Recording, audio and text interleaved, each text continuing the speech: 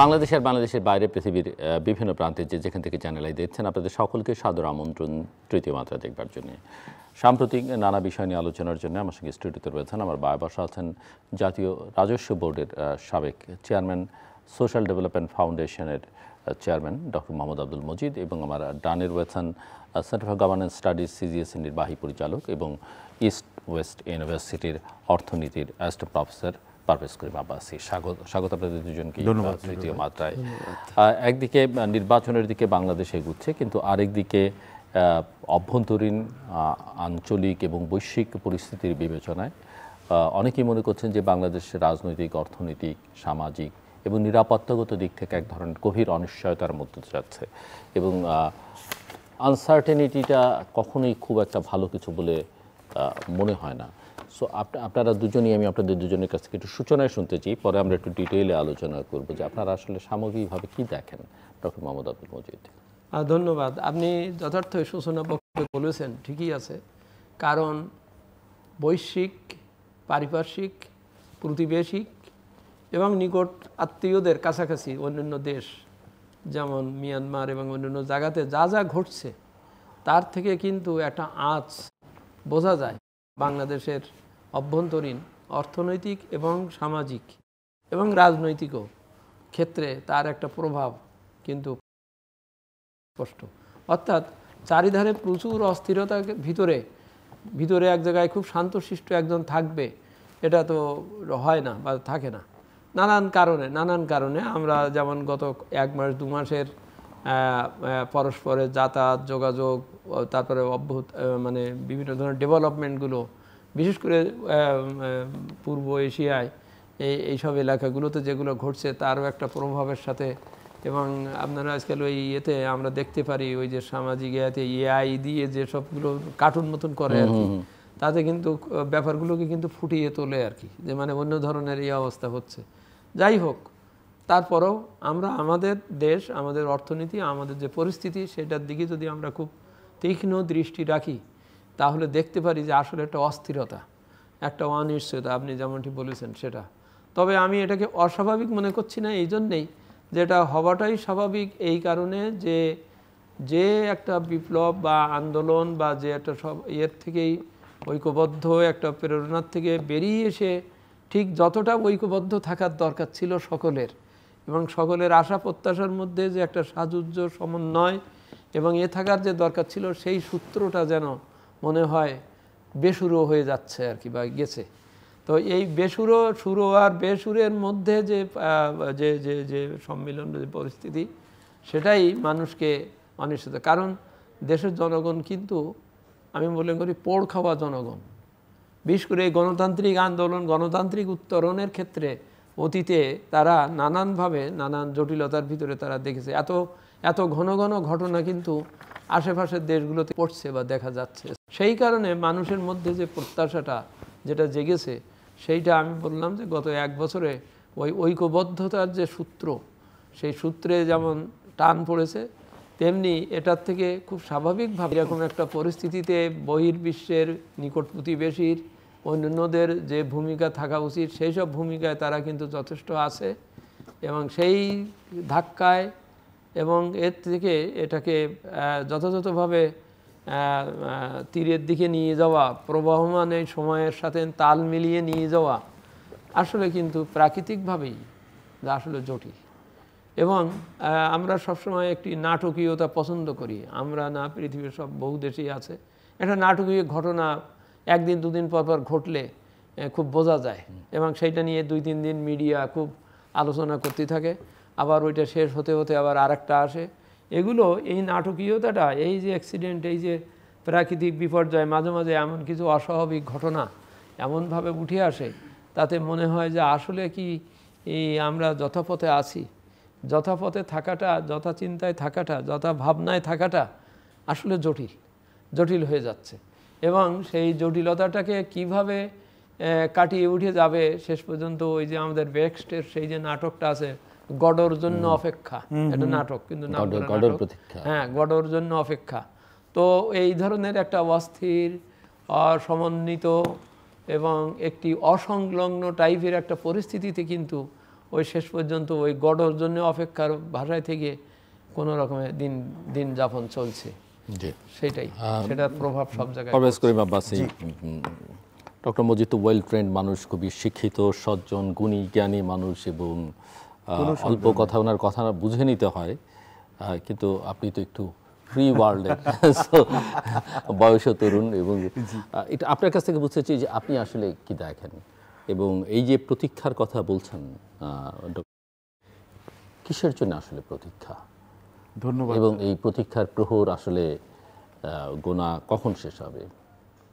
ধন্যবাদ আপনাকে জুলুর ভাই, চমৎকার বলেছেন মাজিদ স্যার, এবং কম কথায় মানে এখানে হচ্ছে মূল অর্থটা প্রকাশ করেছেন। তো স্যামুয়েল ব্রেখটের নভেল যেটা এখানে, এই ওয়েটিং ফর গোডো, সো এখানে হচ্ছে এই গোডো হচ্ছে যে এখানে হচ্ছে একটা ক্যারেক্টার যে আসবে, তো সে তার জন্য প্রতীক্ষায় বসে আছে, যে এখানে ছবির যে অ্যান্টাগনিস্ট বা হিরো বা প্রোটাগনিস্ট যেভাবেই বলেন, কিন্তু গোডোর আর দেখা মিলে না। এইটা আমাদেরও যেটা হয়েছে, আমরা ভেবেছিলাম, এখনও ভাবি, এখনও আশা করি যে বাংলাদেশের সামনে একটা উজ্জ্বল ভবিষ্যৎ হবে, এবং আগের বছর 2024 সালে অগস্টে যে পট পরিবর্তনের পর আমরা যখন দেখলাম যে আপনাদের এখানে যে, আচ্ছা আমরা ভাবলাম যে বিগত আওয়ামী লীগ সরকারের স্পেশালি শেষের 5-6 বছর যে এরকম তুগলকি শাসন চলেছিল, যে এরকম দায়বদ্ধতার ঊর্ধ্বে ছিল, যে এরকম সীমাহীন দুর্নীতি ছিল, যে এরকম অস্থিতিশীলতা ছিল, স্যাংশনস নিয়ে খেলা, এবং ভূ রাজনৈতিক অস্থিতিশীলতার কেন্দ্রবিন্দু বাংলাদেশ হয়ে যাচ্ছিল, সেখান থেকে বোধহয় একটা পরিত্রাণের সুযোগ হয়েছে। সেখান থেকে বোধহয় হয়তো গণতন্ত্র, মানে অবাধ গণতন্ত্র, সুষ্ঠু গণতন্ত্র উত্তরণের একটা হয়তো বা রাস্তা আমাদের কাছে, আমরা এখানে সন্ধান পেয়েছি। কিন্তু 1 বছর ঊর্ধ্বে, আমরা যখন এখন 1 বছর উপরে হয়ে যাচ্ছে, কিন্তু এখন হচ্ছে যে আমাকে বলতে হচ্ছে যে অনেক অংশে আমরা হতাশাগ্রস্ত, এবং মানুষ অনেকেই আমাদেরকে, মানে এর মধ্যে আপনিও পড়েন, আরও অনেকে আছে, বেশ কিছু জন আছে যারা এখানে হচ্ছে এই ম্যাস, এখানে একটা কনসেন্ট যেটাকে ক্রিয়েট করা হয়, যে একটা ফিল গুড ফ্যাক্টরটা কিন্তু এখন আর নেই। কেন নেই আমি এটা বলছি আগে। প্রথমে আমি যেহেতু অর্থনীতি দিয়ে শুরু করি, তারপর এখানে হচ্ছে রাজনীতি, তারপর ভূ রাজনীতি, যেটা এখানে মাজিদ স্যার ওখানে 3টে ইঙ্গিত ছিল। সাম্প্রতিককালে বেশ এই কয়েকদিন হলো, বোধহয় 1-2 সপ্তাহ আগে পিপিআরসির একটা সার্ভে বার হয়েছে, তো বেশ রেসপেক্টেড, ক্রেডিবল এখানে আছে। তো আমাদের ওয়ার্ল্ড ব্যাংকের যে সার্ভেটা ছিল কিছুদিন আগে, এটা এপ্রিলে বার হয়েছিল যদি আপনার স্মরণে থাকে, তো বলছিল যে বাংলাদেশের দারিদ্র সীমানার নিচে 18.7% লোক আছে। কিন্তু ওনাদের যে এখানে তথ্য ওখান থেকে এখানে বার হয়েছে, যে এটা প্রায় হচ্ছে 28% হচ্ছে লোক দারিদ্র সীমানার নিচে। তার মানেটা কি? প্রতি 4 জন বাংলাদেশির মধ্যে 1 জন দারিদ্র সীমানার নিচে। দারিদ্র সীমানার নিচে মানে কি? আপনার মৌলিক চাহিদা পূরণ করার জন্য আমরা হচ্ছে টাকা হিসাবে বলি 3822 টাকা একটা পরিবারকে এখানে হচ্ছে কামাই করতে হয় বা আয় করতে হয়। তার মানে 4 জনের মধ্যে 1 জন বাংলাদেশি 3800 টাকার মতো কামাই করতে পারে না, যে বা আয় করতে পারে তার মৌলিক চাহিদাগুলো পূরণ করার জন্য। অতি দারিদ্র সীমানার নিচে কত আছে? 9.35%। তার মানে 10 জনের মধ্যে 1 জন বাংলাদেশি হচ্ছে অতি দারিদ্রতার এখানে সীমানার নিচে।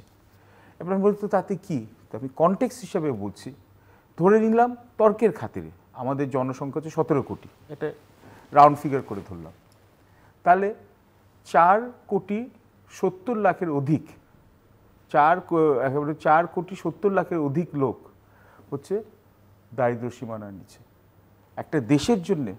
এবং এটা 1 বছরের জন্য না আমি বলছি, কিন্তু আমাদের অর্থনীতি যে চাপটা যেটা আছে সেটা হচ্ছে এখানে প্রকটভাবে দেখছে, এবং বৈদেশিক বিনিয়োগ রেকর্ড পরিমাণ, ট্রেন্ডটা তো নেতিবাচক, মানে অত্যন্ত নেতিবাচক। এবং এখানে একটা প্রশ্ন তো থাকবেই যে আমাদের সরকার প্রধান যিনি 3-0 প্রবক্তা, এবং তিনি যেখানে জিরো পভার্টির কথা বলছেন, তো 1 বছরে সরকারের দিক থেকে এই ক্ষেত্রে কি ইনিশিয়েটিভ আমরা দেখলাম যে এটাকে রোধ করা যাচ্ছে না? এই প্রশ্নটা আসাটাই স্বাভাবিক, কেননা এখানে হচ্ছে যে জবাবদিহিতা তো একটা সংস্কৃতি চালু হওয়া উচিত। এবং এটাও ঠিক, এটা হচ্ছে আইরনি বলবো, যে ডক্টর ইউনূস বিশ্ব স্বীকৃতি পেয়েছেন এবং যথার্থভাবে পেয়েছেন হচ্ছে দারিদ্র বিমোচনের জন্য এবং মাইক্রো ক্রেডিট বা ক্ষুদ্র ঋণ মডেলের জন্য। কিন্তু ক্ষমতায় আসার পর এই অন্তর্বর্তীকালীন সরকারের এতগুলা ইস্যু নিয়ে ওদের অ্যাটেনশনটা ডিভাইডেড হয়ে গেছে যে মূল যে এখানে সামনের চ্যালেঞ্জ যে আইন শৃঙ্খলাটা এখানে পুনর্স্থাপন করা, সন্তোষজনকভাবে এখানে পুনর্স্থাপন করা, satisfactory law and order situation, বা দেশের এখানে কোভিড-19-এর পর, রাশিয়া ইউক্রেন যুদ্ধের পর এবং হচ্ছে উচ্চ মূল্যস্ফীতিতে যারা এখানে হচ্ছে মানুষ হাসপাস করছে, নিম্ন আয় বা মধ্যম আয়ের লোকদের প্রতি, তাদের প্রতি কোনো রকমের রিলিফ আমরা দেখি নাই। এবং আপনাদের যে টার্গেটেড যে সোশ্যাল সিকিউরিটি স্পেন্ডিং আছে বা ফুড ট্রান্সফার ছিল বা ফুড ফর ওয়ার্ক ছিল, অনেক অংশে কিন্তু এটা হচ্ছে ব্যাহত হয়ে গেছিল এবং এখনও কিন্তু ভালো মতো পুরোপুরি চালু হয় নাই। এবং তার সাথে সাথে আমরা দেখতে পাচ্ছি হচ্ছে যে আমি শুধু এইটা দিয়ে এখানে হিসাব দিলে তো আর হবে না, বেশিরভাগ হচ্ছে যে আপনার নিম্ন আয়ের ঘরগুলো ওরা হচ্ছে যে ওরা গড়ে 5,000 টাকার দেনা নেয়, তো 55% ঘর হচ্ছে পরিবার ওরা হচ্ছে ওদের খরচটা মেটানোর জন্যে ওরা হচ্ছে মানুষের কাছ থেকে ধার করছে, আইদার আপনার মহাজনের কাছে, সুদজনের কাছে। তো মাইক্রো ক্রেডিটের এখানে কোথায় কাজ? এটা তো সবসময় মাইক্রো ক্রেডিটের একটা বড় এখানে একটা সমালোচনা ছিল যে ক্ষুদ্র ঋণ যদি হচ্ছে পুরো দেশের জন্য আপনি কাজ করেন তাহলে এটা কিন্তু এফেক্টিভ না। এবং তার সাথে সাথে হচ্ছে যে আমাদের বাংলাদেশে বিগত 3 দশকে আমরা দেখেছি বেসরকারি খাত বেগবান হলে দেশে অর্থনীতির চাকা ঘুরে। সরকার একা খরচ করে পুরাটা পারবে না। বেসরকারি খাতে তো এখানে হচ্ছে যে আপনার কর্মসংস্থান তো হচ্ছে ন্যায়ের বরাবর এখানে আছে।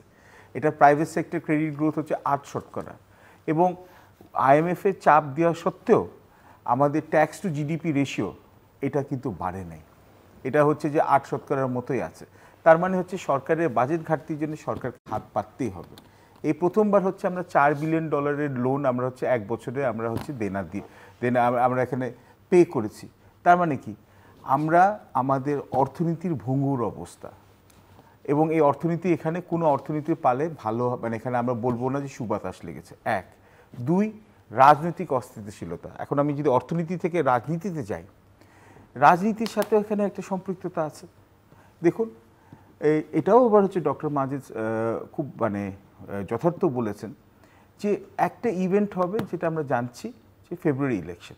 ধরে নিলাম তর্কের খাতিরে আমি বিশ্বাস করছি যে অন্তর্বর্তীকালীন সরকারের যারা হচ্ছে যে এখানে নীতি নির্ধারক তাদের সদিচ্ছা আছে, কিন্তু একের পর এক যেরকম এখানে কাণ্ডগুলো হচ্ছে, প্রথমে হচ্ছে যে দেখুন বুয়েটে আমরা এখানে আপনি দেখেন এখানে ডিপ্লোমা ইঞ্জিনিয়ার এবং বিএসসি ইঞ্জিনিয়ারদের মধ্যে হাতাহাতি, এবং হচ্ছে যমুনাতে তো প্রায় ওরা ঢুকেই গেছিলো, সাউন্ড গ্রেনেড হলো।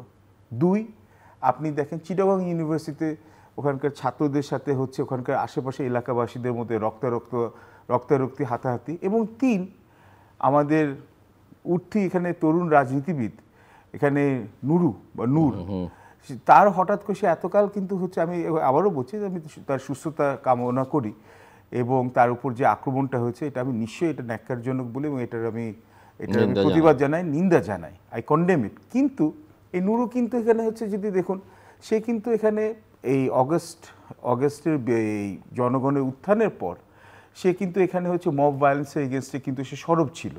হঠাৎ করে নুরুর এর মধ্যে এখানে কি পলিটিক্যাল ক্যালকুলাসে চেঞ্জ হলো, সে জাতীয় পার্টি ব্যান করার জন্য সে নিজে একটা মব এখানে গ্যাদার করে গেল।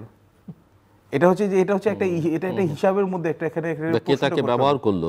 হ্যাঁ, এখন এটাও তো এখন এটা হচ্ছে নুরু যতক্ষণ না সুস্থ হয়ে আমাদের মাঝে ফেরত আসে তখন আমরা এই প্রশ্নের উত্তরগুলো পাবো না, এখন জল্পনা কল্পনা। এবং হঠাৎ করে পাওয়া যাবে কিনা সুস্থ হয়ে ফেরত আসলে সেটা একটা বড়, এবং এটা হচ্ছে কি এটাকে আমরা বলি হচ্ছে ইংরেজি 180 ডিগ্রি টার্ন। তো সে যেটার এগেনস্টে সে এখানে সমালোচনা করতো, তো সে ওটারই সে এখানে এটাকে কেন সে এইটাকে সে সাবস্ক্রাইব করলো, এবং কি সে জানতো না যে জাতীয় পার্টির অফিসে যদি সে যায় তাহলে এখানে যদি সে এত লোক নিয়ে যায় তাহলে এখানে জাতীয় পার্টির সমর্থকরা আসবে, এবং পুলিশ এবং আর্মড ফোর্সেসের একটা সেগমেন্ট ওরাও কেন ডিসপ্রপোর্শনেট একটা এখানে এই ফোর্স ইউজ করলো। মব কন্ট্রোল করার জন্য করতে হয়, কিন্তু এখন তো হচ্ছে, এবং এটা জাতীয় পার্টিকে ব্যান করার জন্য হঠাৎ করে এটা আগ্রহ এত কেন এখন কেন দেখা গেল? 1 বছর আগে না কেন? কারণ শেখ হাসিনা পতন যখন হলো ধরতে পারেন, আমি তর্কের খাতে জাতীয় পার্টির নেতারা কিন্তু কম বেশি অ্যাক্টিভই ছিলেন গত 1 বছর, বিভিন্ন অনুষ্ঠানে তাদেরকে গেছে, প্ল্যাটফর্মে আছে, সব জায়গায় আসছিলেন। এবং তখন যদি বলা হতো যে এখানে আওয়ামী লীগের স্বৈরশাসনের দোষর হিসাবে তাদেরকে চিহ্নিত করা হতো তবু একটা কথা ছিল, কিন্তু 1 বছর পর নির্বাচনের আগে ওটা ওই যে প্রশ্ন যে 32 নম্বর কেন 6 মাস পরে ভাঙা হলো, এটাও ঠিক, কেন 32 নম্বর যদি অগস্ট যখন 5 পর সরকার সেটেলড, জি সরকার সবকিছুর জানমাল নিরাপত্তা দেওয়ার সরকারের দায়িত্ব, তখন কেন এটা ভাঙা হলো? এটা তো আমাদের সবারই প্রশ্ন। এবং এটা হচ্ছে কি, সমস্যাটা হচ্ছে কি, এটা অর্গানিক ভাবে হচ্ছে না, এটা মনে হচ্ছে অর্গানাইজড ভাবে, অর্কেস্ট্রেটেড ভাবে। এবং যেটা আমি সবসময় বলি যে কিছু অনলাইন কাপালিক আছে, যে অনলাইন কাপালিকরা হয়তো একাল কাপালিক হুজুরা আছে না, ফু বা এখানে ঝাড় পোকর দিত, তো এখানে অনলাইনে এখানে একটা কিছু বার্তা আসে, গায়েবী বার্তা, তারপর কিভাবে দেখি হচ্ছে যে আপনার সিচুয়েশনটা এইভাবে ডেভেলপ করে। হ্যাঁ, অন্তর্বর্তীকালীন সরকার যেটা মানে যেটা ভালো কাজ সেটা ভালো বলতে হবে, যে ওরা এটা কন্ডেম করেছেন। ওদের একজন উপদেষ্টা বোধহয় এটা বলেছেন ওখানে, আসিফ ভুইয়া বোধহয়, তো সে বলেছে হচ্ছে যে এটা হচ্ছে সরকারের ব্যর্থতা। কিন্তু শুধু ভালো কথা বলে তো কাজ হবে না, ভালো কথার সাথে ভালো কাজও লাগতে হবে। Your words need to be backed by action. এবং এটা হচ্ছে যে কিং চার্লস দ্য সেকেন্ডের ব্যাপারে, ইংল্যান্ডের একটা রাজা, আপনি যদি আমাকে একটা মিনিট দেন, তার নিয়ে বলা হতো যে এখানে হচ্ছে যে the king all is a wise person, মানে রাজা অত্যন্ত জ্ঞানী মানুষ, he speaks very well but never does anything. মানে রাজা অত্যন্ত জ্ঞানী মানুষ, অনেক ভালো ভালো কথা বলেন, কিন্তু আসল কাজকর্মের ব্যাপারে তার কোনো এখানে কিন্তু নামও নিশানা নাই। এই অন্তর্বর্তীকালীন সরকারে এখানে, এবং সবচেয়ে ভয়ে আবার আশঙ্কা জাগে যখন খোদ আপনার প্রধান উপদেষ্টা ডক্টর মোহাম্মদ ইউনূস নিজেই বলছেন যে নির্বাচন বানচাল করার জন্য একটা ষড়যন্ত্র চলছে, তখন তো মানুষের মধ্যে আশঙ্কা জাগে যে কেন এখানে নিশ্চয়ই আমি যখন দেখব যে আমি যখন একটা দেশের রাষ্ট্রপ্রধানকে, সরকার প্রধানকে, মাই অ্যাপোলজিস, সরকার প্রধান বা রাষ্ট্রপ্রধান যদি বলতে থাকেন যেই হোক যে ক্রমাগত যে হচ্ছে নির্বাচনকে বানচাল করার জন্য ষড়যন্ত্র চলছে, আবার জামাত এতদিন এখানে ইলেকশনের জন্য এই ফেব্রুয়ারি, কিন্তু স্মরণ থাকবার কথা শেখ হাসিনার মুখেও কিন্তু একই রকমের কথা শুনতাম শেষের দিকে, এটা এই ষড়যন্ত্র চলছে, আমাকে সরিয়ে ফেলার ষড়যন্ত্র চলছে। মানে বাংলাদেশ একটা অদ্ভুত দেশ, যেখানে হচ্ছে জায়গায় জায়গায় ষড়যন্ত্র, এবং প্রত্যেকের কাছে একটা কনস্পিরেসি থিওরি আছে। এবং এইভাবে যখন এটা শুরু করতে থাকে, তখন হঠাৎ করে জামাত এখন প্রপোর্শনাল রিপ্রেজেন্টেশন সিস্টেমের জন্য কেন এত এখন, মানে ওরা আগে থেকে দাবি করছে, কিন্তু এখন প্রপোর্শনাল রিপ্রেজেন্টেশনের জন্য আটকে গেল। এনসিপি এখানে ওরা এখানে একটা পয়েন্টে আটকে আছে, তারপর এখানে বলছে বিচার নিশ্চয়ই হবে, কিন্তু বিচারের প্রক্রিয়ায় যাবে, কিন্তু বিচারের সাথে নির্বাচন তো একসাথে টাইড আপ হয়ে যাওয়া যায় না। তাহলে প্রশ্নটা জাগে। এবং তার সাথে সাথে আপনি যদি পরের বার আমাকে সুযোগ দেন, অবশ্যই, যে ভূ রাজনৈতিক অবস্থা যেভাবে উত্তপ্ত হয়েছে, তার আজ কিন্তু বাংলাদেশও এখানে এবং একটু ডক্টর মজিদের কাছ থেকে শুনতে চাই যে পারভেজ যেভাবে যে আলোচনাটা করলেন তার প্রেক্ষিতে আপনার মতামত কি, এবং এখানে এই যে রাজনীতি, অর্থনীতি, সব জায়গায় যে ষড়যন্ত্র, বিদেশিদের প্রভাব, বা অথবা ভূ রাজনীতির প্রসঙ্গে বলেছে, কিন্তু বাইরের কোনো শক্তি এখানে ইন্ধন যোগাচ্ছে, এরকম নানা কথাবার্তা নানা মহল থেকে হচ্ছে, তো আপনি আসলে কি দেখেন?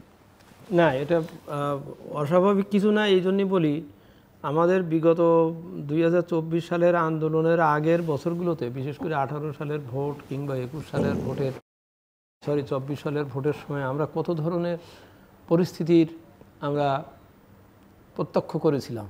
যেমন বহু লোকের ভিসা ক্যান্সেল করে দেওয়া হয়েছিল, কারোর যাওয়া যাবে না মোটে, লিস্ট আছে ইত্যাদি, কত ধরনের ভয়, অর্থনৈতিক স্যাংশন দেওয়া হবে, এই ধরনের একটা ব্যাপার আছে। কথা বলা হচ্ছে খুব বেশি, প্রকাশ্যভাবে গালাগালি দেওয়া হচ্ছে একটা রাষ্ট্রকে, আবার ওদিক ভিতরে দেখা যাচ্ছে যে নতুন নতুন কথা গজাচ্ছে। এই যে একটা ধোঁয়াশার মতো একটা পরিস্থিতি সৃষ্টির যে প্রয়াস, সেই প্রয়াসের পরপরই কিন্তু এই 24শে জুলাইয়ের এই পট পরিবর্তন। তা সুতরাং ওইটার যে এখানে থাকবে না তা কিন্তু না। আর এখানে কয়েকটা জিনিস খুব লক্ষণীয় থাকবে, সেটা হচ্ছে যে আমি যাকে দিয়ে আমি আইন শৃঙ্খলাটাকে ঠিক করব, সে নিজেই তো সাইকোলজিক্যালি আপনি খুব সিম্পল দেখেন যে না, কিন্তু এটা আপনি একজন রাষ্ট্রের অত্যন্ত গুরুত্বপূর্ণ একজন প্রশাসনিক কর্মকর্তা ছিলেন, 1 বছরে একটা পুলিশ প্রশাসনকে ঠিক করা যাবে না? না, ঠিক করা যায়নি বা যাবে না তা বলছি না, আমি বলছি মানে এটা কি বিশ্বাসযোগ্য বা কোনো এফোর্ট ছিল? প্রথম কথা হলো এফোর্টটা ছিল কিনা। আমি তো মনে করি যে কোনো এফোর্টই ছিল না। না, এফোর্ট ছিল, কিন্তু আমি বলছি যে ওই যে একটা ভালো সঙ্গীত রচনা করতে গেলে কিন্তু 4-5 জনের ভূমিকার ব্যাপার আছে। ভালো একটা গান লিখতে হবে, সুর করতে হবে, সুর সংযোজন লাগবে, এগুলো লাগবে। এর কয়েকটা যদি এদিক ওদিক হয়ে যায় তখন কিন্তু ওই গান আর গান হয় কিন্তু আমরা তো জানি যে ভালো এখানেও সেটাই হচ্ছে। যেমন আমি বলি অনেক বড় বড় মানে ভালো ভালো সঙ্গীত যেই কম্বিনেশনের কথা বললেন সেটা যেন তেন জায়গায় বসে হয়ে গেছে। খেলতে খেলতে হাসতে হাসতে মিউজিশিয়ানরা একজন বসে লিখছেন, একজন শুরু করছেন, হয়ে গেছে। এর জন্য বড় স্টুডিও দরকার হয়নি। না না, অনেক কিংবদন্তি, কারণ সেখানে পরিস্থিতি ছিল, পরিবেশ ছিল, সেই গান লেখার, সেই সুর করবার, সেই সবগুলো পরিবেশ ছিল। কিন্তু এখন দেখা যাচ্ছে হয় গীতিকার ভালো কিন্তু গায়ক ঠিক নাই, মানে কাঁচামালে ভেজাল। হ্যাঁ, কাঁচামালেই ভেজাল। আমি এটাই বলছি, কথাটা এরকম। গত বছরের ডিসেম্বর কি নভেম্বরের দিকে ইকোনমিস্ট পত্রিকা একটা বিশেষ সংখ্যা করেছিল।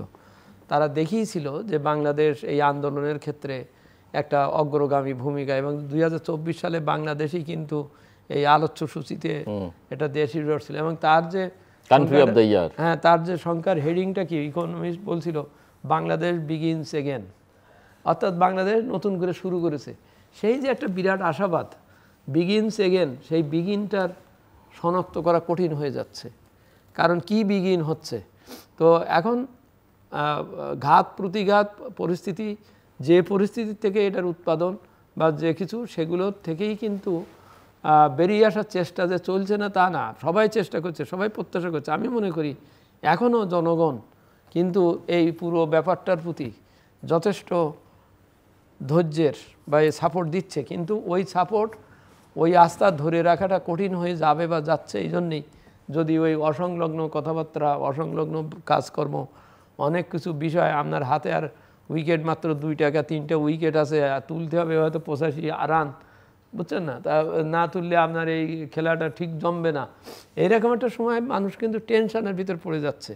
এই সময় যেমন ডক্টর কামাল রহমান সুবহান সাহেব পরিষ্কার বলেছেন যে এই কয় মাসের ভিতরে এই সংস্কার কিভাবে সম্ভব, না কি যেন একটু বলেছেন, 6 মাসের ভিতরে সম্ভব।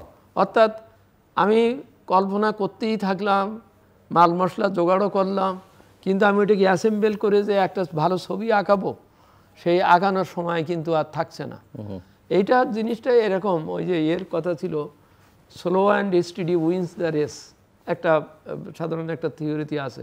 কারণ খুব তাড়াহুড়ো করে যদি করতে চাই, কিছু করতে চাই, ওটার আবার কাউন্টার প্রোডাক্ট হয়ে যায়। What happened in 1971। হ্যাঁ, পাকিস্তান এত বড় একটা এখানে আন্দোলন হলো, সব কিছু হলো, সেখানে যদি 25শে মার্চ তারা যদি ওই অ্যাট্রোসিটি দিয়ে বেশি না যেত, যদি ভালোভাবে না করে যদি এদেরকে তাহলে, এবং বর্ডারটা সিল করে দিয়ে যদি এক কাজ হতো তাহলে একটা হতো। কিন্তু এমন একটা উল্টো রিয়াকশান এমন হয়ে গেছে যে এদের যাওয়ার সুযোগ হয়ে গেছে বাইরে, এবং এখানে একটা যুদ্ধ বাঁধানোর একটা ওয়ার কাজ করেছে। তা সেই শিক্ষা নিয়ে কেউ যদি মনে করে না আমি এখন বেশি কিছু বাধা দেবো না, বেশি কিছু এ করবো না, ঠিক আছে দেখি আস্তে আস্তে হবে, সেই ফর্মুলা হয়তো অনেক সময় কাজ করে না। আমাদের সবচেয়ে যে সমস্যাটা হয়, আমরা যে প্রত্যাশাটা করি সেই প্রত্যাশাটার একেবারে ফাইনালটাই সামনে রাখি, রেখে বলি এইটা করব, কিন্তু এটা ভাবি না যে if other things remaining constant, ওই যে ইকোনমিক্সের একটা থিওরি আছে, আমার এটা হবে যদি আদার থিংস রিমেনিং কনস্ট্যান্ট। এখন আদার থিং কনস্ট্যান্ট আছে কিনা সেদিকে নজর রাখলাম না, আমি শুধু এইটা দিয়ে দিলাম, ফলে ফেলিওর হয়ে যাচ্ছে। ফেলিওর হলেই তখন ওখান থেকে আশঙ্কা, আস্থাহীনতা, কত কিছু ঘটছে।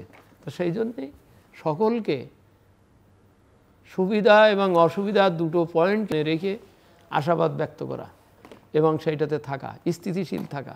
স্থিতিশীল না থেকে আমি হঠাৎ করে সব, আমাদের সিরাজুল ইসলাম চৌধুরী স্যার কয়েকদিন আগে একটা ওই আর্টিকেলে বলছেন যে আশা জাগিয়ে দিয়ে আমি সরে পড়লাম।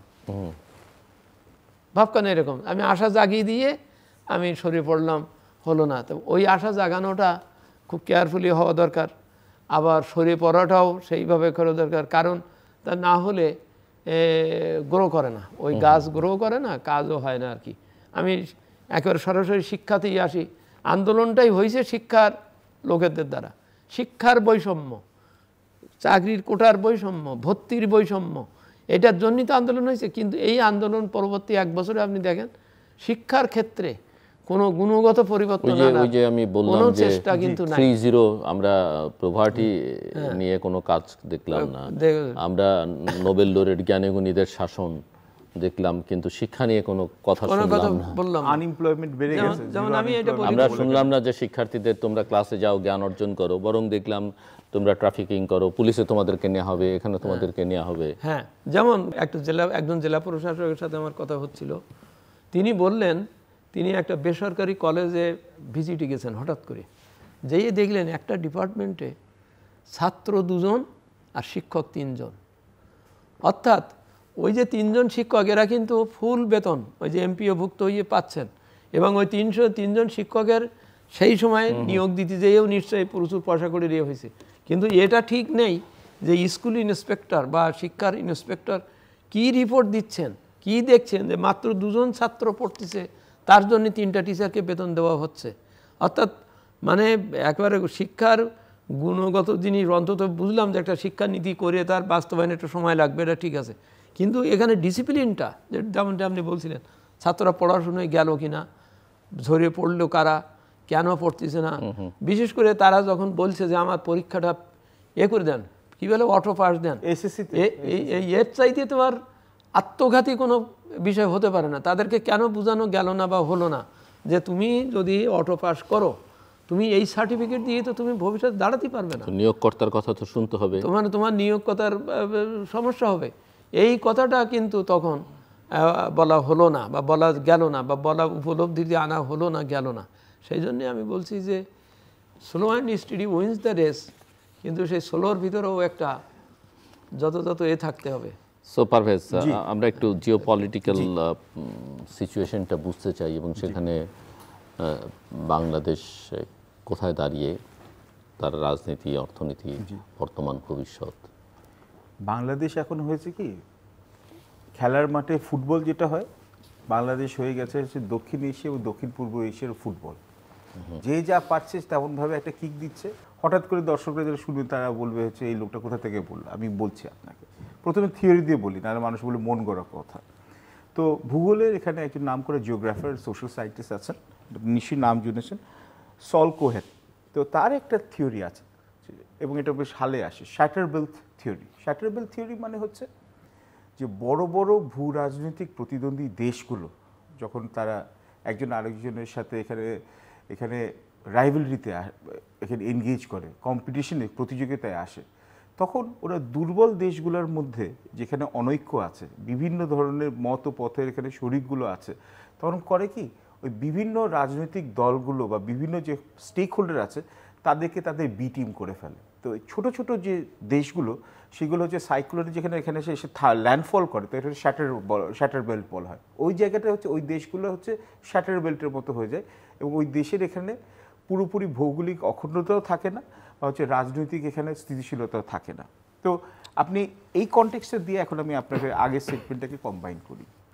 দেখুন, নিজেদের দেশের মধ্যে রাজনৈতিক ঐক্য না থাকলে, রাজনৈতিক ঐক্য কোনো দেশে নেই। এখন আপনি যদি বলুন যুক্তরাষ্ট্রে তো রিপাবলিকান আর ডেমোক্রেটরা এখন তো একজন আরেকজনের মানে জন্মের শত্রু হয়ে গেছে, কিন্তু ন্যাশনাল গোলস যেটা আছে বা জাতীয় যেখানে লক্ষ্যগুলো আছে বা জাতীয় যে স্ট্র্যাটেজিগুলো আছে, স্ট্র্যাটেজিক গোলসে যখন ওদের কোনো ঐক্যমত্য নাই এবং প্রত্যেকটি রাজনৈতিক দল এবং তার সাথে সাথে শুধু রাজনীতিবিদদের কিন্তু ঢালাওভাবে গালিগালাজ করলে হবে না।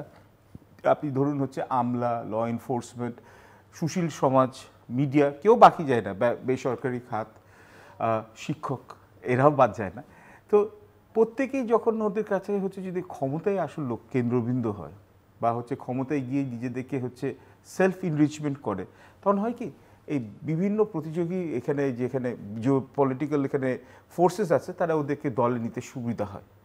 আপনি দেখুন এখন বাংলাদেশের ব্যাপারে অল ইন্টেন্ট অ্যান্ড পারপাসেস 1971 সালের কনটেক্সটটা আলাদা ছিল, কিন্তু এখন যেখানে এখন দেখুন 2025-এ দাঁড়িয়ে এটা তো দিনের আলোর মতো বিদ্যমান যে হচ্ছে মানে আওয়ামী লীগের জন্য হচ্ছে যে ভারতের সাথে যে স্পেশাল রিলেশনশিপ এত চড়াই উত্তরের পরেও এটা কিন্তু হচ্ছে সবার সামনে কাছে প্রতীয়মান। মানে এখানে আওয়ামী লীগের টপ লিডারশিপের বোধহয় 70% হচ্ছে হয়তো এখন ভারতে আছে, এটা মানে কনজারভেটিভ এস্টিমেটে। এখানে ইন্ডিয়ান এখানে পত্রিকা, হিন্দু, টেলিগ্রাফ, এখানে তো রিপোর্ট আসে যেখানে আওয়ামী লীগের যেখানে প্রিন্ট এখানে যে আওয়ামী লীগের যে প্রাক্তন নেতা নেত্রীরা যারা মানে যারা এখানে দুর্নীতি, খুন গুমের মামলা আছে তারা এখানে ভারতের মধ্যে আছে। তো ভারতের সাথে এখানে হচ্ছে আওয়ামী লীগের দরকারের চেয়ে বেশি সিম্পেথি আছে। আবার উল্টা দিকে দেখেন, এইবার যে হালে যে এখানে পাকিস্তানের যেখানে ফরেন মিনিস্টার আসলেন, তো ঠিক আছে, কেন আগের বারে এখানে আমরা বলবো যে শেখ হাসিনা সরকারের সময় ভারতকে খুশি করার জন্য পাকিস্তানের সাথে অস্বাভাবিকভাবে সম্পর্ক খারাপ করা হয়েছে, এটাও সত্য কথা, এতটা দরকার ছিল না। কিন্তু আবার ওটার রেকটিফিকেশন হিসাবে, যেটা এখন ভারতের সাথে সম্পর্ক খারাপ, তো তার জন্য পাকিস্তানের সাথে সম্পর্কের দরকারের চেয়ে বেশি করাটা, যেখানে আমরা উষ্ণতা বা আন্তরিকতা আমরা কিন্তু দেখলাম সরকারের কিছু কিছু মহলের মধ্যে। এবং আমরা দেখলাম যে পাকিস্তানের এখানে ভিজিটিং টিমের মধ্যে জামাতে ইসলামী হচ্ছে যে এখানে হচ্ছে সবচেয়ে আগ্রহ বেশি। তো এক ধরনের বলতে পারে যে পাকিস্তান এবং জামাতে ইসলামের যে ইকুয়েশনটা, এটা কিন্তু বা হচ্ছে টার্কি বা অন্যান্য মধ্যপ্রাচ্যের দেশগুলো, ওটাও একটা লিঙ্কেজ আছে। এখানে জামাতে তো মুখপাত্র যারা বলেছিলেন হচ্ছে যে ৭১-এ যে যুদ্ধের যেখানে গণহত্যার জন্য যে ক্ষমাটা, ওটা সরকারের, দুই সরকারের মধ্যে বিষয়, তো সুন্দরভাবে এটা এড়িয়ে যাওয়াটা, তার সাথে সাথে ওনাদের সম্পৃক্ততা যেটা আগে ছিল, যেটা নিয়ে এখনও এখানে মানুষের মনে, বাংলাদেশের সাধারণ মানুষের মনে প্রশ্ন আছে। এই দুটো দল গেল। জাতীয় পার্টি তো বেচারা এদেরকে বলা হয় ছোট আওয়ামী লীগ, মানে হচ্ছে ওই অংশে মানে হচ্ছে যে ভারতের সাথে সম্পৃক্ততা হওয়ার জন্য। তো ওইটাও কিন্তু নুরু এখানে, এটাও সে কিন্তু এটা ইন্ডিকেট করেছিল। তো এটা এখানে আরেকটা আছে। আর বিএনপি বেচারা হচ্ছে পুরো বাংলাদেশের মতো, বিএনপির মধ্যে এক অংশ বলে হচ্ছে চীনের কাছে যায়, এক অংশ বলে যুক্তরাষ্ট্রের কাছে যায়, নিজেদের কোনো ইন্ডিপেন্ডেন্ট এখানে আপনি বা কমন একটা গোলে এই দলগুলো ইউনাইট করতে পারে না। আবার এর সাথে আবার মরার উপর খাড়া ঘা হচ্ছে যে আবার হচ্ছে যে আওয়ামী লীগের উপর এখানে এক্সিকিউটিভ ডিসিশন চলে গেল, যেখানে হচ্ছে ওদের অ্যাক্টিভিটিস ব্যান করা। জাতীয় পার্টি ওই রকম হবে করা আমরা এখানে আন্দাজ করছি। তাহলে আমরা এখন হচ্ছে যে আমাদের দেশে এবার দেখলাম যে এনসিপির কর্মকাণ্ডের ব্যাপারে পশ্চিমা বিশ্বের, বিশেষত ইউরোপের কিছু এখানে কূটনীতিবিদদের দরকারের চেয়ে প্রথম দিকে অতি উৎফালন এক ধরনের বলা যায়, একটা হাইপ ক্রিয়েট করার চেষ্টা, এটাও কেমন যেন এখানে হচ্ছে কেমন যেন আমি কি বলবো অসুস্থ সৃষ্টি করে। এবং কেন দেখি যে আমরা হচ্ছে বিদেশি মডেলগুলা গায়ের জোরে ইমপ্লিমেন্ট করার একটা চেষ্টা, এবং দেখুন একটা হাইপ ক্রিয়েট করা। দেখুন হাইপ বা হুজুগ দিয়ে কিন্তু কোনো জিনিস টেকসই হয় না। কেন আপনি যখন আপনার কথাতে আছে যে আমি বলবো যে ডক্টর ইউনূস, হ্যাঁ ওই সময় ইউনিফাইং ফিগার, কিন্তু আমি বলবো যে বিসমিল্লাহ উনি একটা গলদ করেছে যখন উনি বললো যে ছাত্ররা আমার নিয়োগকর্তা। এবং তখন যখন উনি যদি বলতো আমি বাংলাদেশের জনগণের ডাকে এবং আমার সন্ততি আছে, আমি তো বলতে পারি না, উনি বড় মাপের মানুষ, কিন্তু হয়তো আবেগে বলেছেন। কারণ উনি বলছেন ছাত্ররা আমার নিয়োগকর্তা। তারপর থেকে দেখলাম এসএসসি অটো পাস, এবং তখনকার যিনি এখানে যখন উনি দায়িত্বপ্রাপ্ত যেখানে এই কি বলে এডুকেশন অ্যাডভাইজার ছিলেন, তো উনার উপরে এখানে হচ্ছে দায়িত্ব এখানে বর্তায়, যদিও এখানে বলা যায় তখন তো ল এনফোর্সমেন্ট অবস্থা সন্তোষজনক না। তার জাতীয় পার্টি এখানে যখন এই গন্ডগোল হচ্ছিল, আমার মনে হয় আপনার ব্লগেও এটা আপনি কথা বলেছেন, 1 বছর পর রিকনস্টিটিউশন করার পরেও পুলিশ কোনো কিছু সমস্যা হলে তো আর্মিকে ডাকে। আর্মি কি আমাদের বর্ডার প্রোটেক্ট করবে, নাকি আর্মি হচ্ছে যে এখানে হচ্ছে যে প্রত্যেকটা জায়গায় এখানে টহল দিয়ে বেড়াবে? এটা আর্মির এখানে হচ্ছে মোরাল এবং কোয়ালিটি দুটোই পড়ে যায়। আর্মি চিফের বক্তব্য তো এটা এখানে স্পষ্টভাবে প্রতীয়মান। এবং তার সাথে সাথে হচ্ছে নতুন সমীকরণ, এটা সমীকরণটা বলে আমি এখানে যাই। একটা হচ্ছে যে এখন হচ্ছে ট্রাম্পের এখন হচ্ছে যে 50% ট্যারিফ যেভাবে এখানে ভারতের উপর চাপিয়ে দেওয়া হলো, এবং নরেন্দ্র মোদী এখন হচ্ছে যে তারা এককালে যেখানে জানি বন্ধু, এখানে হচ্ছে যে মানে হাউডি মোডি করলো, এখানে হচ্ছে অস্টিন টেক্সাসে, আহমেদাবাদে বললো কেমছো ট্রাম্প, এত কিছু ভালোবাসা।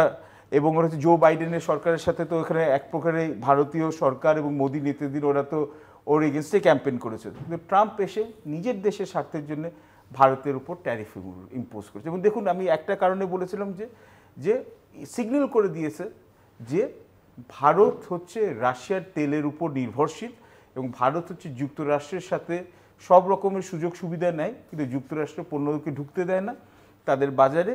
এবং ওরা হচ্ছে এবং আপনার পিটার নাভারো যে হোয়াইট হাউসের যে ট্রেড অ্যাডভাইজার, সে তো বলেই বসলো যে এখানে হচ্ছে যে ইন্ডিয়া হচ্ছে ক্রেমলিনের লন্ড্রোম্যাট, মানে কালো টাকাটা সাদা করার জন্য। এবং ভারত কিন্তু হচ্ছে রাশিয়া থেকে এখন $140 বিলিয়ন উপর শুধু তেলই আমদানি করে। তো ভারতে এখন নির্ভরশীলতা রাশিয়ার যে তেল আমদানির উপরে, এটার উপর এখানে ট্রাম্প এখানে হচ্ছে খড়গহস্ত হয়েছে। এবং সাংহাই কোঅপারেশন অর্গানাইজেশনে আমরা কি দেখলাম, সেই 1960-এর দশকে 70 দশকে যখন দেখছি হচ্ছে যে চায়না, আপনার ভারত এবং রাশিয়া এখানে কাতারে আসে, কেননা ভ্লাদিমির পুতিন রাশিয়ার নরেন্দ্র মোদী ভারতের এবং শি জিনপিং, তাহলে আমি বলতে বাংলাদেশের জন্য কি ওরাও নিজেদের মতো সামলাতে পারবে। কিন্তু বাংলাদেশে যে আমরা এখন একটা ধারণা হচ্ছে যে এই বর্তমান সরকার পশ্চিমা এখানে সরকারের আইন হতেই হবে, কেন এখানে যে যুক্তরাষ্ট্র একমাত্র সুপার পাওয়ার, কিন্তু যুক্তরাষ্ট্রের যেখানে গ্রোয়িং যেখানে ইনফ্লুয়েন্সটা এখানে হচ্ছে, তাহলে আগে কিন্তু ছিল যে ভারত এবং চীনের মধ্যে কিন্তু একটা মত পার্থক্য ছিল, কিন্তু এখন যদি ক্লোজার কোঅর্ডিনেশন হয় তাহলে কিন্তু আমাদের অন্তর্বর্তীকালীন সরকারের জন্য এবং তারপরে যে সরকারই আসে যদি নির্বাচন হয় ওটা তো একটা বিগ ইফ, কিন্তু তখন আমাদের উপর তখন কিন্তু এদের মধ্যে একতাবদ্ধ হয়ে যাবে মিয়ানমারের ব্যাপারে, আরাকান আর্মির ব্যাপারে, রাখাইন স্টেটের ব্যাপারে এবং যুক্তরাষ্ট্রের যে গ্রোয়িং ইনফ্লুয়েন্সটা আছে, তখন যদি ইন্ডিয়া চায়না একসাথে কোঅর্ডিনেট করে তখন তো সামনের দিনগুলো আমাদের জন্য কিন্তু আশঙ্কা মুক্ত নয়। জি ডক্টর মজিদ। আসলে কমন গোলের প্রতি আমাদের সকলের ঐক্যবদ্ধ হওয়া দরকার। আমরা বারবার বুঝতে পারছি, আমরা কি জানি আমাদের কমন গোল কি? জানি, আমি আসছি, সেটা হচ্ছে যে ভূ রাজনীতির যে দানাপোড়েন চলছে তাতে আমরা একটি ছোট দেশ হিসেবে আমরা ওই না এদিক না ওদিক করতে গেলেই আমাদের সমস্যা। সেই জন্য আমরা সবসময় বলি যে বাংলাদেশের জনগণ, তুমি তোমার সীমানার ভিতরে থেকে তোমার নিজের ভিতরে এমন একটা শক্তি বা উদ্বোধন ঘটাও যাতে অন্যরা এসে টোকা দিলেও তোমার কিচ্ছু হবে না বা তুমি কিছু করতে পারবে না।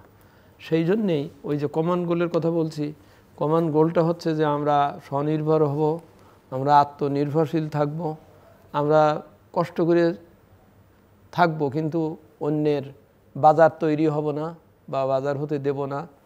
এবং আমাদের সব কিছুর উপরে ওই কথা যে আমরা জ্ঞানে গরিমায় মানে শিক্ষায় আমরা আসলে একটি স্বনির্ভর হব। আপনি ভালো করে দেখেন পাকিস্তানের যে 24 বছর পাকিস্তানিরা বাংলাদেশের উপরে রাজনৈতিক যত যা চালিয়েছে, এরা কিন্তু তত চক্ষুষ্মান হয়েছে। পূর্ব পাকিস্তানিরা চক্ষুষ্মান হয়েছে, তারা ভাষা আন্দোলনের জন্ম দিয়েছে, তারা 54 সালের করেছে, তারা 62 ছাত্র আন্দোলন, 69 গণঅভ্যুত্থান, লেখাপড়া শিক্ষা সব কিছু, ঢাকা বিশ্ববিদ্যালয়ের অধ্যাপকেরা রীতিমতো নানানভাবে তারা হেল্প করেছেন। অর্থাৎ মানুষ একটা বেকায়দায় পড়লে তখন কিন্তু সে তার নিজের ব্যাপারে, তো ওই চিন্তা চেতনাটার থেকেই আমাদের এই পরিস্থিতিতে সবার উচিত হবে, যেমন প্রথমেই বলছি, শিক্ষা বা জনসম্পদ তৈরি করা। আর আমি বারবার বলতে চাচ্ছি, আমার বেসরকারি খাতের বিনিয়োগের দিকে সব কাজ ফেলে নজর দেওয়া এই জন্যই যে বেসরকারি খাত যদি অর্থনীতির প্রোফাইলটা ঠিক মতন চলে বা চালায়, তাহলে আমার রেভিনিউরও অভাব হবে না, আমার মানুষের দারিদ্রতা কমানোর সমস্যা হবে না, আমার জিনিসের সরবরাহ বিপণন সব কিছুর সুবিধা হবে। বেসরকারি খাতকে স্থবির রেখে বা বেসরকারি বিনিয়োগকে স্থবির রেখে আমি অন্য যতই অর্থনৈতিক নেই কেন বা কর্মসূচি নেই না কেন, সেগুলো কিন্তু কার্যকর হচ্ছে না। রেভিনিউ আর্নিংয়ের ক্ষেত্র থেকেই বলতে পারি, বেসরকারি খাত মানে দিন দিন কিন্তু ইন্ডাস্ট্রিগুলো কিন্তু শুধু মারা যাচ্ছে না, তারা একটা অন্য ধরনের বাজে একটা প্রভাব সৃষ্টির কারণ হয়ে দাঁড়াচ্ছে। কারণ যারা স্বল্প নিয়ে করছে সে হয়তো বিদ্যুৎ পাচ্ছে না, সে হয়তো মানে কি গ্যাসের সাপ্লাই পাচ্ছে না, সে হয়তো লোনের টাকা পাচ্ছে না, তার পুঁজির অভাব। এইগুলোকে যদি সার্বিকভাবে যদি সংকটটাকে যদি সার্বিকভাবে দেখে যদি এটা করা যেত, তাহলে কিন্তু ব্যাপারগুলো উঠে আসে। আমি জাপানের উদাহরণ দিই এই জন্যে, আমি এই সময়েও মনে করছি যে এই যে চীন, ভারত, আমেরিকা, মায়ানমার, এই যে যেসব খেলা চলছে, আপনি দেখেন জাপান কিন্তু চুপ করে আছে। জাপান কিন্তু ওর বিরুদ্ধে বা এর বিরুদ্ধে ওর বিরুদ্ধে এইভাবে যাচ্ছে না, সে ওখানে ধীর স্থিরভাবে আছে। জাপান সবসময় কিন্তু এই আত্মসংগঠন বা আত্মবিশ্বাস সৃষ্টির ব্যাপারে সবসময় সতর্ক থেকেছে। 97-এর ইকোনমিক ফাইন্যান্সিয়াল ক্রাইসিসের সময় জাপান কিন্তু খুব স্পষ্ট লক্ষ্য করেছে যে তার কনস্ট্রাকশান, তার রিহ্যাবিলিটেশন, তার এই যে নির্মাণ শিল্পে যে টাকা লয়টারিং হয়ে গেছে, খরচ হয়ে গেছে, সে তখন কিন্তু তার নিজের মানে ট্যাক্সের টাকা 683 ট্রিলিয়ন দিয়ে আগে ব্যাঙ্কগুলোকে রক্ষা করেছে বা ওদেরকে লক্ষ্য করেছে। কারণ জানে যে ব্যাঙ্কগুলোর যদি আস্থা চলে যায় বা অর্থনীতি যদি হজবরল হয়ে যায়, তখন আমি আমার যতই রাজনৈতিক বিদ্যা বুদ্ধি প্রকার দেখাই কিছু কাজ হবে না। তা আমাদের এখানেও এই প্রথম গোলটা থাকা উচিত ছিল বা থাকা উচিত, এখনও সময় আছে, থাকা উচিতও, সবসময় থাকবে, এটা নির্বাচন পরবর্তী বা পূর্বের কথা না। কথা হচ্ছে আমাকে আমার এই বেসরকারি খাত, ইনফরমাল সেক্টর, একে যথাযথভাবে দাঁড়াতে দিতে হবে।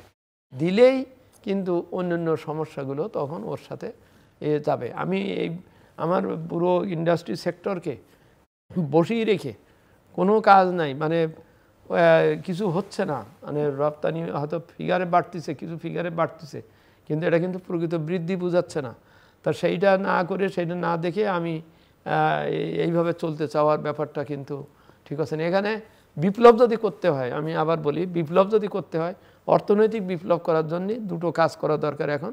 সেটা হচ্ছে শিক্ষার দিকেও অনতিবিলম্বে নজর দেওয়া, যে আমার ভবিষ্যৎ ম্যান পাওয়ার যেন সত্যি ভালোভাবে গড়ে ওঠে এবং আমি স্কিল্ড ম্যান পাওয়ার যেন বিদেশে পাঠাতে পারি। এটাই আমার একটা অত্যন্ত সম্পদ। আমি স্কুল যে সরকারই হোক, আমি মনে করি এটা beyond the barrier of the governments and nature. আমার প্রথম দুটো জিনিসই, একটা হচ্ছে আমার স্কিল্ড ম্যান পাওয়ার বানানোর দিকে নজর দেওয়া, দুই হচ্ছে আমার বেসরকারি খাত একে দাঁড়াতে সাহায্য করা।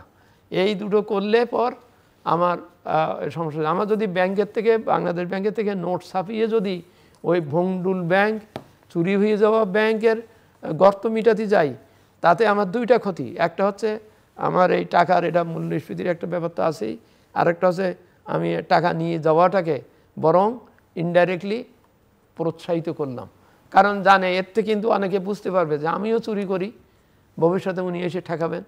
এই ধরনের ব্যাপার না করে এখানে একটা কড়া একটা দেওয়া উচিত, যে আমি ওইটা করতে গেলে আমার মৃত্যু প্রায় আমি আমি আমি উদ্যোক্তা সৃষ্টি। ওই যে বাংলাদেশ ব্যাংক বাজেটে মাত্র 100 কোটি টাকা রাখছে, ওই যে নতুন উদ্যোক্তা দেওয়ার জন্য, এটা 100 কোটি না, এখানে বেশি রাখা উচিত। আমার এই ইয়ং গ্রুপকে, মানুষকে কাজ সৃষ্টি করতে দেওয়া উচিত, এবং কাজ সৃষ্টি হলে তখন আয় বাড়বে, আস্থা ফিরে আসবে, ব্যবস্থা বাড়বে।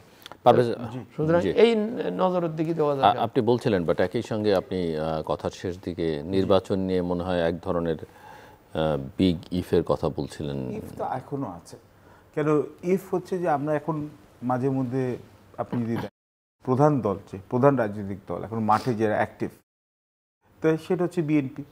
তো বিএনপির মধ্যেও একসময় ওরা বলছে যে আমরা সরকারের সাথে সহযোগিতা করছি, যে এখানে হচ্ছে সুষ্ঠুভাবে নির্বাচন হয়। বিএনপি কিছু নেতা নেতৃবৃন্দ আবার তারা আবার ভিন্ন ভিন্ন আবার এখানে বলছে যে এখানে আবার হচ্ছে নির্বাচন ভণ্ডুল করার জন্য অপচেষ্টা চলছে। এগুলোকে ইংরেজিতে বলে থিনলি ভেইলড অ্যাটাকস, মানে হচ্ছে যে আপনার, মানে আপনি নামটা নিচ্ছেন না, কিন্তু এমনভাবে বলছে যে সবাই ধারণা করতে পারে। তো আমরা তো বুঝতেই পারছি যে অন্তর্বর্তীকালীন সরকার এবং বিএনপির মধ্যে সম্পর্কটা স্মুথ না, এবং এটার একটা বহিঃপ্রকাশ দেখছি হচ্ছে যে মানে অন্তর্বর্তীকালীন সরকারের অত্যন্ত ঘনিষ্ঠ এনসিপির সাথে বিএনপি তো ওপেন কনফ্লিক্ট অনেক জায়গায় আসছে আর চলছে। তার সাথে সাথে হচ্ছে এটাও ধারণা করা হয়েছে যে অন্তর্বর্তীকালীন সরকার আরও বেশি পলিটিক্যাল সাপোর্ট আর মাইলেজের জন্য অনেক অংশে জামাত এবং ইসলামিস্ট দলগুলোর উপরে বা ছোট ছোট যে নেতা সর্বস্ব, মানে একটা নেতা সেই দল, সেই হচ্ছে তার ফেস, হ্যাঁ, তো এইরকম দলগুলোর উপরে দেখি হচ্ছে যে তাদের উপর হচ্ছে যে তাদের ডিপেন্ডেন্সটা এখানে বেড়ে যাচ্ছে। তো এবং একটা অন্তর্বর্তীকালীন সরকার যখন তার এখন ওরা তো এখন সবাই চাইছে একটা সেফ এক্সিট, বা অন্তর্বর্তীকালীন সরকার একটা ডিগনিফাইড এক্সিট, এবং হচ্ছে একটা ক্রেডিবল ইলেকশনস। তো আপনি যদি ক্রেডিবল ইলেকশনস যদি যান, আপনি এতগুলো ইস্যুর উপর কেন ধরলেন, এটা কিন্তু প্রশ্ন থেকে যায়। আপনি ইতিহাসকে আবার নতুন করে আপনার পুনর্বিবেচনা নিশ্চয়ই করবে, এটা সাধারণ মানুষ করবে, এটা হচ্ছে সময় বলে দিবে, এবং এটা হচ্ছে যারা এক্সপার্ট আছে তারা এখানে বলবেন। আচ্ছা, দুই, আপনার হঠাৎ করে আসার পর আপনার জাতীয় সঙ্গীতের উপর আক্রোশ আপনার এখানে দেখাতে হবে, এটা কিসের জন্য হলো? মানে এগুলো দেখুন, একে আমাদের দ্বিধাদ্বন্দ্ব এখানে অনেক, কোনো মানে আমার অভাব নেই। তারপর হলো আমাদের মোরাল পুলিশিং, মেয়েরা কি কাপড় পরতে পারবে কি পরতে পারবে না, এবং উগ্র এখানে হচ্ছে যে এখানে, এবং উগ্র এখানে আমরা বলবো হচ্ছে যে ধর্মীয় এখানে হচ্ছে কিছু মানে কতিপয় লোকরা এখানে তাদের ধর্মের ব্যাখ্যা দিয়ে হচ্ছে তাদের এখান থেকে উগ্রবাদের একটা সৃষ্টি হলো। তারপর আবার সরকারকে এক ধরনের একটা এখানে মানে অভ্যন্তরীণ বা আন্তর্জাতিক চাপের জন্য বললো যে বাংলাদেশে উগ্রবাদের জায়গা নেই। কিছু ব্যান্ড অর্গানাইজেশন হঠাৎ করে ওরা রাস্তায় প্রথম দিকে মিছিল করছিল। হ্যাঁ, প্রথম দিকে হচ্ছে যে দুর্বলতা ছিল এখানে, এটা বোঝা যায়, তখন অনেকে এখানে সুযোগ নিতে পারে। এখনও তো সেটাই চলছে। আপনি যদি এখন দেখেন বিএনপির সাথে, এখনও বিএনপির আপনি যদি ওদের বেশিরভাগ এখানে নেতাদের সাথে কথা বলেন প্রাইভেটলি, আপনিও, আপনারও কথা হয়, ওনারও কথা হয়, আমাদের সবারই হয়। প্রাইভেটলি ওরা যেটা মনে করে এই নির্বাচনের ব্যাপারে আর পাবলিকলি যেটা বলে সেটার মধ্যে তো একটা ডিসক্রিপেন্সি আছে। আমি বুঝতে পারছি না কেন যে যাদের সাথে আমি কথা বলি, সাধারণ মানুষের সাথে, বেশিরভাগ লোকই কিন্তু এখানে হচ্ছে সন্দিহান যে হচ্ছে যে নির্বাচন হবে নাকি না, নির্বাচনটা কি সুষ্ঠুভাবে হবে নাকি না। এবং নির্বাচনে একটা ইন্ডিকেটর কিন্তু হচ্ছে DUCSU election, Dhaka university student council election. দেখুন, অন্তর্বর্তীকালীন সরকার যদি আবার বা ওদের কিছু অ্যাকশনে যদি এটা মানুষের মধ্যে এই ইমপ্রেশনটা আসে যে ওরা একটি দলকে সুযোগ, একটি দল মানে কি এনসিপিকে সুযোগ দেওয়ার চেষ্টা করছে, বা জামাতের কথা যদি ওরা বেশি এখানে ইনফ্লুয়েন্স হয়, বা জাতীয় পার্টির উপর যদি ব্যান হয়, বা যদি সামনে এখনো এখানে ঠিক করা হয় নাই, এবং হঠাৎ করে মব একটা আসবে, মবের এখানে দাবি তুলবে, এবং দাবি তোলার আগে ওখানে হঠাৎ করে দেখবো যে এটা কোনো অনলাইনে বিদেশ থেকে একটা ওহি বলবে এবং সেভাবে এটা জিনিসটা হয়ে যাবে। তাহলে ক্ষমতার কেন্দ্রবিন্দু কে আছে? কারণ আপনি বলছেন না 000, আপনার zero poverty, zero unemployment, zero pollution. আমি তো আপনার প্রোগ্রামে 2বার বলেছিলাম এবং এই জন্য অনেক গালিগালাজও শুনেছি, কিন্তু 1 বছর পর দর্শকদেরকে আমি বলবো এখন কি হচ্ছে, জিরো গভর্নেন্স, সুশাসনের তো আমি লেশমাত্র দেখতে পাচ্ছি না, এবং জিরো ট্রান্সপারেন্সি। নীতি নির্ধারণ শেষ পর্যন্ত কিভাবে করা হয় আমরা সবই জানি। এটার বলে কি উদাহরণ আমরা তো দেখলাম যুক্তরাষ্ট্রের সাথে যখন বাংলাদেশ যেখানে হচ্ছে যে শুল্কর ব্যাপারে যেখানে নেগোসিয়েশন করলো, নন ডিসক্লোজার অ্যাগ্রিমেন্ট সাইন করে আসছে। 2টি বা 3টি রাষ্ট্র এখানে নন ডিসক্লোজার অ্যাগ্রিমেন্ট সাইন করে আসছে। কেন বাবা? দেশের জন্যই করেছো, শুল্ক নামিয়ে এনেছো, সাধুবাদ। কিন্তু তাহলে এখানে বলো যে কি শর্তে আমরা এখানে রাজি হয়ে, যুক্তরাষ্ট্র এত মেহেরবান হয়েছে আমাদের উপর শুল্ক নামাতে, আমাদের পুরো অর্থনীতিতে আমরা বেনিফিট করবো, কিন্তু আমাদের মেন্টাল প্রিপারেশন রাখতে হবে। এবং হচ্ছে জিরো এফেক্টিভনেস, এটা আপনার দুটো এখানে উদাহরণ। এখনও শিক্ষাঙ্গনে এখনও হচ্ছে যে আপনার শৃঙ্খলা ফেরত আসে নাই। এটা আমি শিক্ষক হিসেবে বলছি, আমি রাজনীতির সাথে কোনো মতো সম্পৃক্ত না, কোনো দলের সাথেই না, কিন্তু যেটা ভালো সেটা ভালো বলবো। এটা কাম্য যে একটা শিক্ষক হচ্ছে, আপনি রাজনীতিক এখানে যাই হোক, মানে এখানে আছে, ওটা আইন দেখবে, বা এখানে তো সেই ছাত্রদের হাতে হেনস্থা হবে। যতগুলো ভাইস চ্যান্সেলর আছে ছাত্রদের ডিমান্ডেই এখানে গেছে, তখন তো একটা ইমোশনাল একটা টাইম ছিল, সুপার চার্জ ছিল। তো যে শিক্ষাঙ্গনে যেখানে হচ্ছে শিক্ষকরা হেনস্থা হয়, তাহলে সেই শিক্ষার এখানে কি ভবিষ্যৎ আছে? ছাত্ররা স্কুলে যাবে, ছাত্ররা কলেজে যাবে, ছাত্ররা ইউনিভার্সিটি যাবে, ছাত্ররা রাজনৈতিকভাবে ওরা হচ্ছে ইন্টারেস্টেড হবে এবং রাজনৈতিক ওই প্রজ্ঞাটা আসবে নিঃসন্দেহে।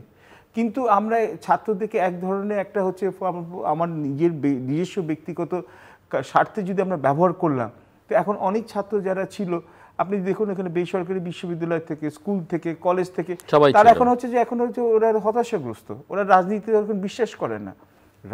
আপনার প্রথাগত রাজনীতির উপর যদি আমাদের আপামর জনগণের অধিকাংশ লোকে যদি আশাটা যদি কমে যায়, বিশ্বাসটা কমে যায়, ট্রাস্টটা কমে যায়, ক্রেডিবিলিটিটা কমে যায়, তখন তো অল্টারনেট এখানে পাওয়ার শেয়ারিং সিস্টেমের দিকে তখন মানুষ ধাবিত হবে।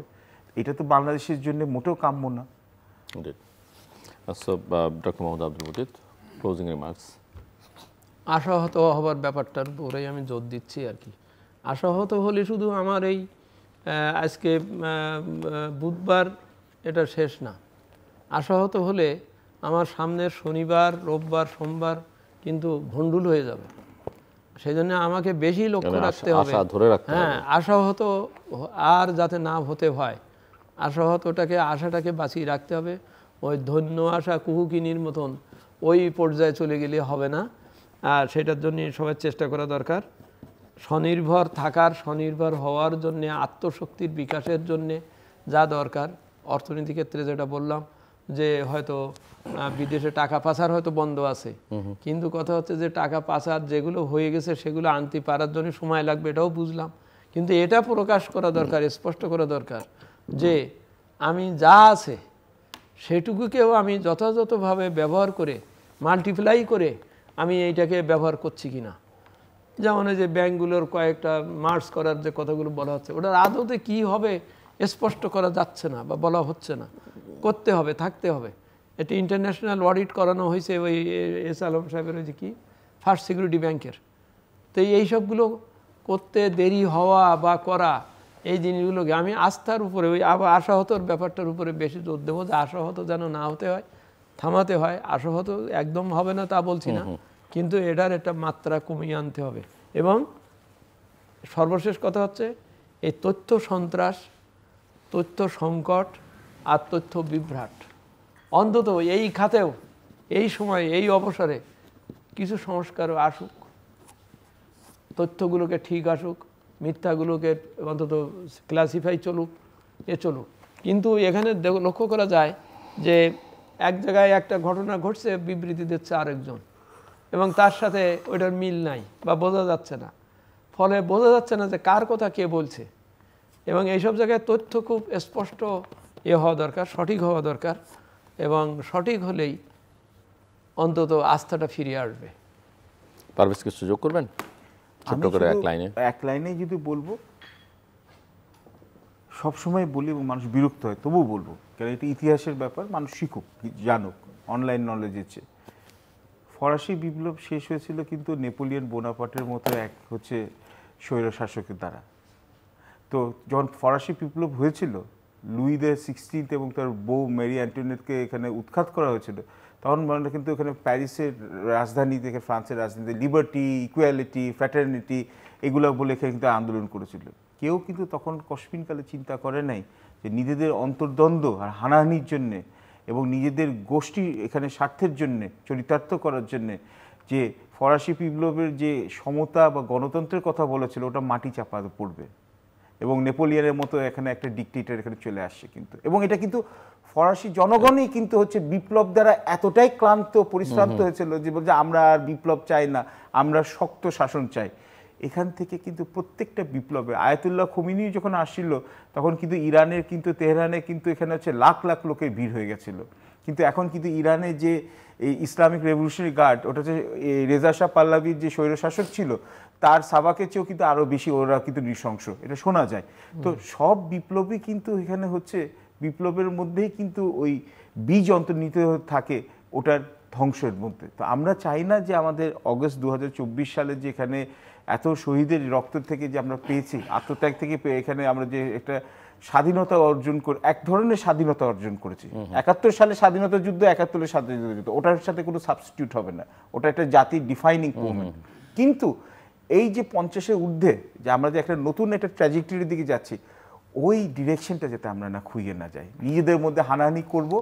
একটি চাইনিজও মারা যাবে না, একটি আমেরিকানও মারা যাবে না, একটি ইন্ডিয়ানও মারা যাবে না, এক বাংলাদেশি আরেক বাংলাদেশির প্রাণ নিবে কিসের জন্য?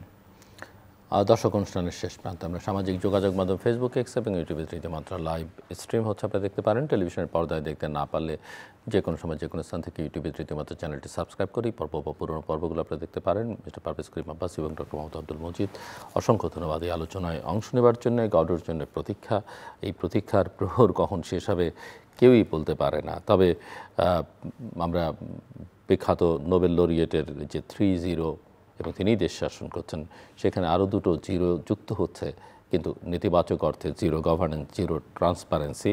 আর ওই 3-0 কোনো লক্ষণ তো ইমপ্লিমেন্টেশনের কোনো লক্ষণ আমরা দেখতে পাইনি। এখানে আমার অতিথিরা বলছেন যে অর্থনীতির অবস্থাটা খুবই ভঙ্গুর, রাজনৈতিক অবস্থায় বিভাজন অনেক বেড়েছে, যে ঐক্যটা অভ্যুত্থানের আগে ছিল সেটা অনেক বেশি বিভাজিত।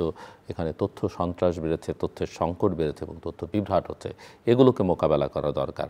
শিক্ষায় মনোযোগ দেওয়া দরকার ছিল, সেটা হয়নি। স্কুল ম্যান পাওয়ারের দিকে মনোযোগ দেওয়া দরকার ছিল, সেটা হয়নি। আমি একটু যোগ করে বলতে চাই যে স্বাস্থ্য খাতেও বাংলাদেশ খুব একটা মনোযোগ দিচ্ছে না। এই জায়গাটা অত্যন্ত গুরুত্বপূর্ণ। এবং বেসরকারি বিনিয়োগ যেটা দরকার, যে তরুণরা বৈষম্যের বিরুদ্ধে আন্দোলন করেছিল, মূলত তাদের কর্মসংস্থানটাই মূল লক্ষ্য ছিল, চাকুরিটা মূল লক্ষ্য ছিল, সেই জায়গায় কোনো মনোযোগ দেওয়া হয় না। এবং বিনিয়োগ যখন থাকে না তখন কর্মসংস্থান হয় না। আর কর্মসংস্থান না হলে প্রবৃদ্ধির যে গল্প আমরা শুনি, অধিকাংশ সময় ফ্যাব্রিকেটেড গল্প আমরা শুনি, প্রবৃদ্ধিটাও হয় না। সব বিলিয়ে সংকট সমাধানের একটা উপায় অনেকেই মনে করেন যে গণতান্ত্রিক প্রক্রিয়া উত্তরণ, সেখানে একটা ক্রেডিবল ইলেকশন দরকার। কিন্তু সরকার আসলে সেই জায়গায় মনোযোগ না দিয়ে নিজেরা অনেকগুলো উইন্ডো ওপেন করেছেন এবং কোনোটারই সমাধান আসলে তারা করতে পারছেন পাচ্ছেন বলে মনে হচ্ছে না। তারপরও সবাই মিলে যদি একটা ভালো নির্বাচন করা যায় তাহলে হয়তো কিছুটা আশার আলো দেখা চলেও যেতে পারে। কারণ আমার আরেক অতিথি বলছিলেন যে আশাকে বাঁচিয়ে রাখতে হবে, আশা শেষ করে দেওয়া যাবে না। সো আমরা আশায় থাকলাম। আমাদের সঙ্গে থাকবার জন্য অসংখ্য ধন্যবাদ। আপনাদের সবার জন্য শুভকামনা।